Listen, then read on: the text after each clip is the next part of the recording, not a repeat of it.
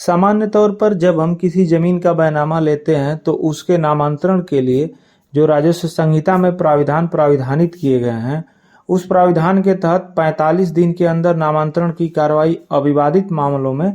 संपन्न की जाती है। और विवादित मामलों के लिए समय सीमा जो निर्धारित की गई है राजस्व नियमावली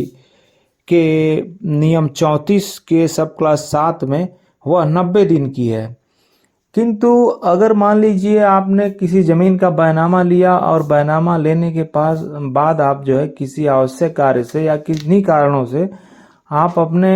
बैनामे के आधार पर दाखिल खारिज की कार्रवाई को नहीं करा पाए और बाद में आपको पता चला कि नहीं, कुछ समय बीत जाने के बाद या ज़्यादा समय बीत जाने के बाद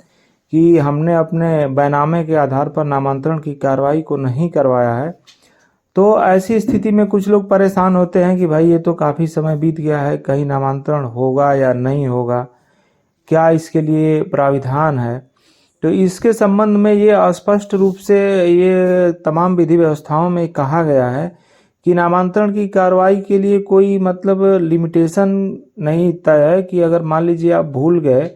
नामांतरण कराना बैनामे के आधार पर, तो बाद में भी आप उस धारा के अंतर्गत दाखिल करके अपनी नामांतरण की कार्रवाई को संपन्न करा सकते हैं। उसमें मियाद और कालबाधा का बिंदु आड़े नहीं आएगा।